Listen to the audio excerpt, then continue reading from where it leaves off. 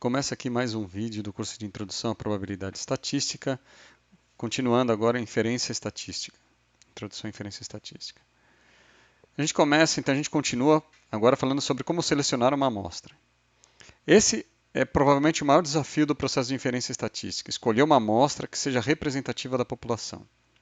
Então, quando você já tem o conhecimento prévio da população, você tem algum conhecimento do que é necessário para a amostra ser representativa. E quanto mais você souber sobre essa população, melhor as condições que você tem para obter uma amostra representativa.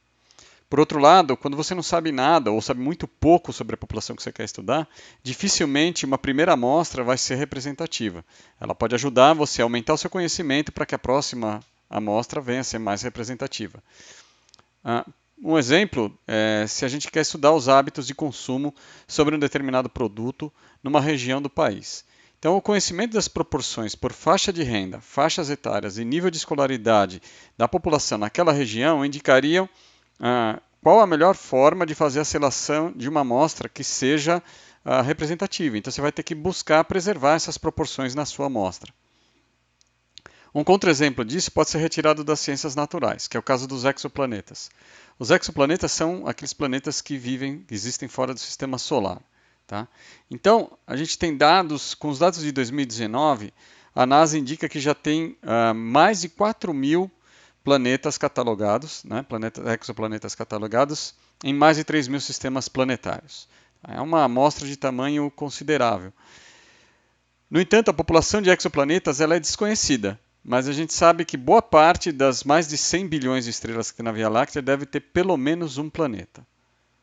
Então, as observações totais que a gente tem até hoje, ou seja, esses 4.000 planetas, não encontraram nenhum planeta com massa parecida com a da Terra. Na melhor das hipóteses, eles têm aqueles observações que eles chamam de superterras, ou seja, são uns planetas que há indicações de que eles são rochosos, mas em geral a menor massa que se encontra são planetas com massa da ordem de 5 massas terrestres, dificilmente menos do que isso. Além disso, essas observações mostram também que em órbitas muito próximas das suas respectivas estrelas estão os gigantes gasosos, quer dizer, você tem planetas do tamanho de Júpiter, Netuno, Urano, esses planetas maiores, muito próximo das estrelas, o que é diferente, muito diferente do que acontece no nosso sistema solar, onde Júpiter está bem afastado. Tá? Então, todas essas observações levam a uma certa inferência, vamos dizer assim, indicam que o sistema solar é um caso muito raro na Via Láctea. Ou seja, é muito difícil a gente encontrar um outro sistema que seja parecido com o nosso. E isso põe questões como se existe vida em outros planetas, principalmente vida inteligente em outros lugares da galáxia, um limite de probabilidade muito baixo. Tá? Mas aí você pode se perguntar, mas será que essas observações não estão sendo viesadas pela forma como essas amostras foram coletadas? Então, a gente tem que perguntar como é que foi coletada a amostra. Ou melhor, a gente tem que saber como detectam exoplanetas. Então, a primeira e mais antiga forma de detecção de planetas é a da medida da velocidade radial. É uma observação indireta que foi responsável pelo Prêmio Nobel de 2019. Então, a ideia aqui é a seguinte: você tem então um planeta pesado rodando uma estrela, e à medida que ele orbita essa estrela, a força gravitacional do planeta na estrela faz com que ela também se mexa um pouquinho. Então, não é só o planeta orbitando a estrela, mas a estrela também está orbitando o planeta, de certa maneira. Então, o que a gente vê aqui, de verdade, é que existe uma certa chacoalhada e o que faz com que um orbite em relação ao outro é a relação entre as massas. O que acaba acontecendo é que a estrela ela vai ficar perto do centro de gravidade do sistema. Aqui. O centro de gravidade é muito perto da estrela. Então, à medida que um planeta for mais pesado ou que ele estiver mais próximo da estrela, ele pode fazer com que a estrela se distancie desse ponto aqui. Então, como é que a gente observa isso na Terra? Na Terra, você não consegue observar o que a gente está vendo assim, porque aí a estrela estaria se mexendo no plano transversal à observação do telescópio. E aqui, então, nesse esquema, o telescópio está observando o movimento radial da estrela. E é por isso que se mede a velocidade radial. O que está acontecendo aqui é que você vê a estrela uma hora se afastando do telescópio, outra hora se aproximando, outra hora se afastando, outra hora se aproximando. E esse afastar e se aproximar da estrela faz com que o espectro de luz dessa estrela ele se mova na direção do azul ou na direção do vermelho. Quando está se aproximando na direção do azul, quando se afasta na direção do vermelho. Então, à medida que você vai vendo ele se afastar e se aproximar, você consegue então determinar um padrão de oscilação nesse afastamento para o azul e depois posteriormente para o vermelho, indicando que ele está fazendo um movimento circular, de alguma maneira, um movimento periódico, e isso você consegue então determinar o período com que isso está acontecendo, e com esse período você consegue determinar o período orbital, e com esse tamanho de período orbital você consegue então calcular a distância média em que esse planeta se encontra em relação a essa estrela. O outro método, que é um método direto, é conhecido como método do trânsito. Esse método é mais intuitivo e mais fácil de explicar. O que acontece é que, num determinado momento, o planeta passa na frente da estrela e um telescópio na Terra ou em órbita da Terra observa uma diminuição no brilho da estrela. Essa diminuição no brilho da estrela vai ser tão maior quanto maior for o planeta. Então, se essa mancha pretinha que a gente está vendo passar na frente dessa representação de estrela amarela, ela for muito grande, você vai ter uma diminuição no brilho grande. À medida que o tamanho desse disco escuro vai diminuindo, você vai tendo então uma diminuição nessa redução do brilho. Se você, num determinado ponto, isso pode ser tão pequeno que você não vai conseguir ver diferença na luminosidade aqui. Você pode ter uma flutuação devido ao ruído, enfim, a outras fontes de interferência que tem no telescópio, que faz com que essa variação aqui seja tão pequena que você não consiga distinguir essa variação de uma mera flutuação de um ruído que vem ou do equipamento, ou do espaço, de outra fonte qualquer. Então veja, tanto nesse caso quanto no outro, a gente já tem uma limitação que é o fato de que o movimento da estrela e do planeta tem que estar no plano divisado, ou seja, se esse sistema solar estiver na transversal, você não consegue ver nada, porque ou você não vai conseguir ver a estrela ir para frente ou para trás, né? Então você não vai conseguir observar no método da velocidade radial, ou você não vai ver o planeta passar na frente, porque ele vai estar passando em volta, e você não vai conseguir ver então o fato de que tem uma diminuição no brilho da estrela. Então você já começa a ter uma limitação na sua coleta de dados, daí você tem que ter de alguma maneira o plano orbital vai ter que estar mais ou menos alinhado com o telescópio com que você está fazendo a medida. E aí, o que acontece? A outra coisa importante é, como eu mostrei nos dois exemplos, nos dois métodos, os planetas com diâmetros e massas maiores vão ser mais favorecidos. Você consegue medir melhor, com mais facilidade, esses planetas que são mais favorecidos, que são de maior diâmetro ou de maior massa. Um outro fator que é importante, que é determinar a distância do exoplaneta à sua estrela, para você poder conhecer o período orbital, né? Para você conseguir determinar isso, você precisa observar várias passagens do planeta na frente da estrela ou várias idas e vindas da estrela no seu telescópio, né? Aquela oscilação do espectro indo para o azul e para o vermelho várias vezes. Você precisa ver isso várias vezes ou precisa ver essa diminuição do brilho da estrela, no caso do trânsito, várias vezes. Tá? O que acontece é que, dadas as condições de observação, quando você tem lá um grupo de pesquisa que está observando, eles não vão ficar 10 anos observando para fazer uma publicação. Eles vão fazendo e eles vão publicando à medida que eles vão vendo o que eles têm para observar. Então eles têm um tempo de telescópio, tem várias pessoas que usam o telescópio, então eles têm lá algumas semanas ou alguns meses por ano que eles vão usar. Então as observações acabam sendo em períodos relativamente curtos, de alguns meses às vezes, um pouco mais de alguns meses, mas dificilmente mais do que um ano. Tá? Então você não consegue observar, para você ter várias voltas completas, isso significa que esse trânsito ou essa chacoalhada da estrela acontece várias vezes num intervalo menor do que um ano, ou no máximo em 2 anos. Então o que acaba acontecendo é que você privilegia a observação de planetas que estão muito próximos. Né? Então você acaba tendo então o privilégio de planetas que são mais pesados, que são maiores e que são próximos da estrela. Então, a inferência sobre a raridade, quando você faz inferência, sistemas como planetas como a Terra e sistemas solares como o nosso são muito raros. Mas isso é Essas amostras são muito viesadas, então essa conclusão também é viesada. Então essa inferência pode não ser muito boa.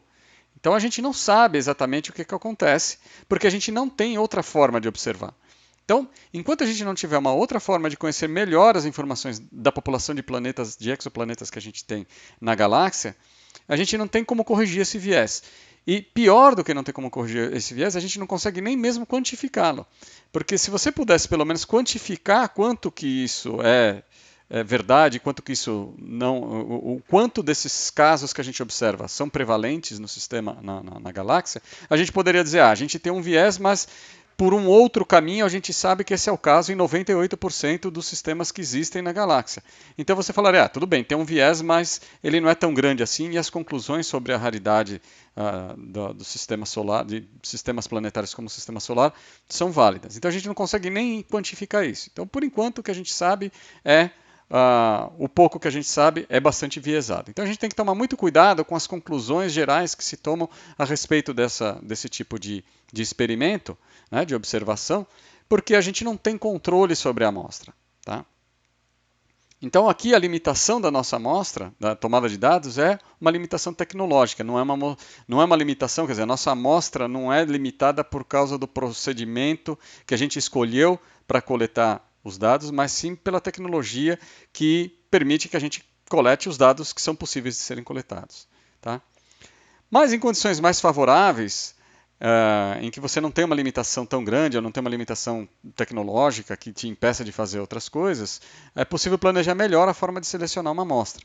Então, existem diversos métodos que se dividem basicamente em dois tipos de plano ou dois tipos de planejamento de amostra. Então, são os planos probabilísticos e os não probabilísticos. A abordagem probabilística, as amostras são amostragens em que a seleção é aleatória de tal forma que cada elemento da população tem uma probabilidade conhecida de se fazer parte da amostra. São métodos que são rigorosamente científicos. Tá? A abordagem não probabilística são amostragens em que há uma escolha deliberada dos elementos da amostra, ou seja, intencional. O pesquisador escolhe com critérios que são definidos pelo pesquisador e que não necessariamente são universais. E muitas vezes são sujeitos a um grau de subjetividade. Então, a gente vai falar da amostragem aleatória simples, que é essencialmente a mais simples que tem e a que a gente vai usar e que é muito usada em ciências naturais também. Então, a maneira mais simples de selecionar uma amostra é atribuir a cada elemento da população a mesma probabilidade de seleção. Então, um exemplo simples e bastante intuitivo de procedimento desse tipo é escrever. Você tem uma população com um certo número aí, sei lá, 30, 40, e você quer selecionar meia dúzia. Então você coloca, cada um representa esses elementos em cartões individuais, colocando a informação que identifica cada um desses elementos da população, coloca esses cartões individuais dentro de uma urna, ou de uma sacola, enfim, e aí você sorteia, vai sorteando os cartões conforme o número necessário para você completar a sua amostra. É evidente que isso, quando a população começa a ficar muito numerosa, 1.000, 2.000 elementos, começa a ficar inviável você fazer isso. Você não vai fazer uma tômbola com mil saquinhos, com 1.000 cartões ali dentro. Tá? Fica muito difícil você fazer isso.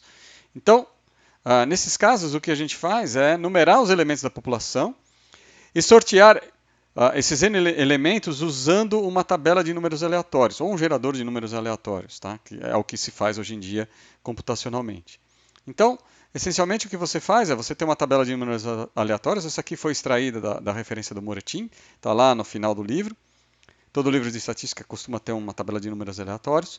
E aí você, antes de começar a leitura, né, a seleção que você vai fazer da sua amostra, você tem que definir de que forma você vai ler a sua tabela de números aleatórios. Se é da esquerda para a direita, se depois vai ser de cima para baixo, se vai ser de 2 em 2, de 4 em 4, enfim, vai depender do tipo de amostra que você quer coletar. Aqui a gente tem em blocos, eu cortei, mas eram 4 blocos, né? Eram de 4 em 4 blocos por linha, se você vai fazer por bloco, se você vai fazer por linha e etc. Também é preciso saber se a amostra será feita com ou sem reposição.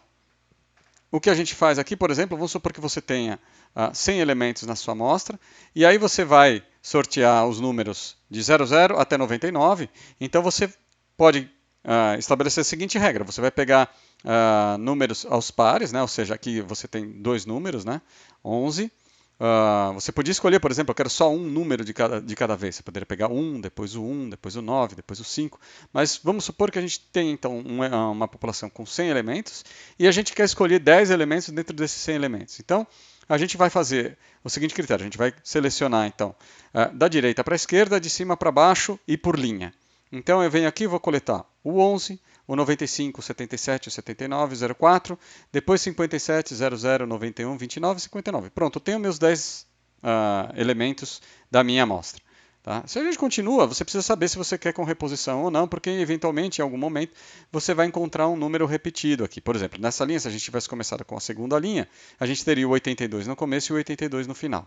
Então você tem que estabelecer, antes de você começar o processo, antes de começar o processo de leitura desses números aleatórios, qual é a regra que você vai utilizar para que ele seja consistente ao longo de todo o processo e você não crie, então, vieses que sejam depois incorrigíveis. Tá? Então, como eu já falei antes, já mencionei antes, hoje em dia o mais comum é você usar geradores de números pseudo-aleatórios, né? Eles fazem mais ou menos o papel de uma tabela de números aleatórios, eles não são perfeitamente aleatórios, mas por isso que eles têm o nome de pseudo-aleatórios, mas eles funcionam tão bem para os propósitos de selecionar uma amostra quanto os números aleatórios. E aí, para concluir, eu apresento uma definição importante para o caso da amostra aleatória simples, que é o seguinte: a amostra aleatória simples de tamanho n, de uma variável x, que é distribuída de acordo com uma dada distribuição f, é equivalente ao conjunto de n variáveis independentes, x1, x2 até xn, cada uma delas com a mesma distribuição f. Ou seja, é independente você dizer que você está pegando a mesma, fazendo a mesma medida da variável x, que tem essa distribuição f, e você pegar amostras diferentes com o mesmo tamanho da mesma população que tenha uma distribuição que seja igual. Tá? Então são equivalentes. Então era isso que eu queria apresentar nesse vídeo.